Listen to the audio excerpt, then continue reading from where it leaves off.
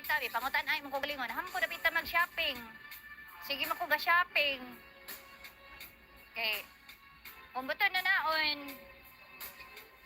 kung kuan lang no, mayingon mo nga bad ko, manghukok ko, dili taon. I'm not a gold digger, girl. Never. Only your own friend, okay? Oy, lady boy nga bilasa, waligo, tiguwang dako. On your own friend are gold digger, not me. They scam the foreigner, not me.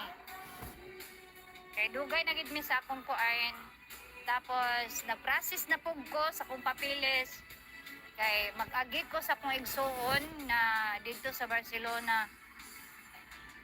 Tapos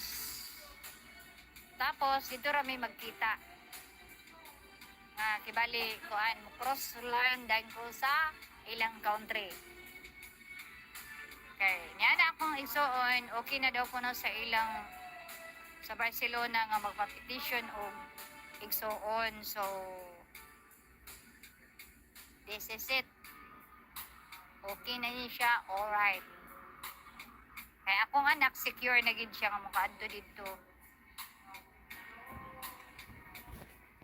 So, thank you for everyone there. Nakuan gid ko sa kanang oy. Pati ka legit gid siya. Tapos pag end siguro sa basin September o October. Basta mularga ko. Secret, asa ko mularga, basta larga ko. Okay. Ako dili sorry sa akong mga friends diha kay halos dili ko maka-roaming around sa akong mga friend kay nag-busy po ang good ko diri good busy gid ko guys.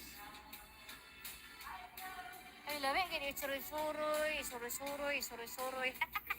naanad ako suroy sa SM akong dagway kato sa SM o TikTok nga kuan kanang ordering. Kaya na ako'y gihuwatan nga ako pong anak nag-order pong inatay. Pero sige lang, kay anak man. Nag-order siya, pero dili ang food ko ano yung order. But sa ito yung order, oy. Kanungutaan naman ko guys, kaya ako manggihapon mo bayad. Or, usahay, kaya ningon man ang ako, di po ko magsalig sa akong fiancé, no?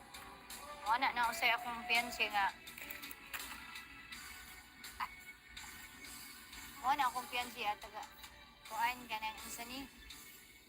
Ing na lang ko kay ako'y mubayad na digid ko, oy.